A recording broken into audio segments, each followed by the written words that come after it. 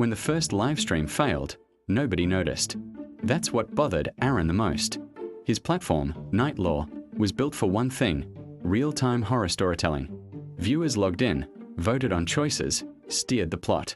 Every scream, every twist, interactive. It was supposed to feel alive. But 3 weeks after launch, something strange began happening. One account kept logging in. Username, last viewer. No profile picture. No chat messages. No votes. Just present. Every single night. Night 12. Aaron noticed the view count tick to 1 before he even started streaming. That meant someone had entered the waiting room before the broadcast went live.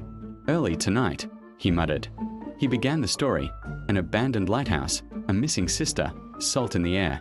Normally, the chat would flood with suggestions. Open the door. Don't go down there. But tonight, the viewer count remained 1. No chat activity. Halfway through, the system glitched.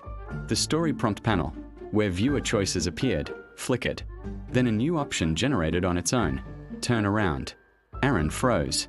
That wasn't scripted. The back-end AI only produced choices after audience votes. He forced a laugh. Looks like someone wants our protagonist to turn around. The chat remained silent. Then his studio light clicked off. Not flickered. Not dimmed. Clicked. Behind him, the darkness thickened.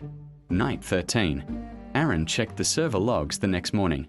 There were no votes submitted. No back-end trigger for the prompt. But there was something else. A secondary input channel. Not from the UI. Not from the admin panel. From the stream itself. It looked like the system had detected a voice input at 2:14 a.m. Aaron scrubbed through the recording. At exactly 2:14, just after he described the lighthouse keeper's shadow moving behind the protagonist, the audio spiked. A whisper. Not from his MIC. Not layered in post. It was low, distorted, almost underwater. He sees you. Aaron shut his laptop.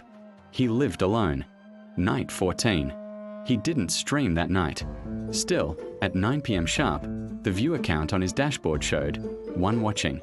He wasn't live. There was no active broadcast. Yet the bandwidth meter registered inbound traffic. He opened the internal camera feed, the one that displayed what viewers would see if he was streaming. The feed was active. The studio camera was on. He wasn't in frame. Instead, the camera angle had shifted, slightly left, pointed toward the hallway outside his studio. The hallway light was off, and something moved. Not walked, not stepped, shifted, like weight redistributing in the dark. Aaron killed the power to the entire room.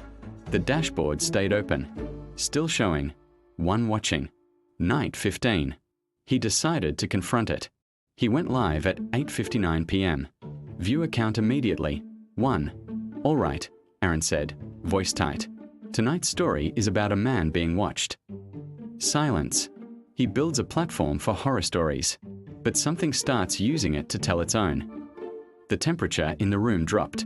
He could see his breath. The man realizes the viewer isn't watching the story. Aaron stared into the lens. It's watching him. The prompt panel flickered again. This time, the text didn't wait. Look behind you. Aaron didn't move.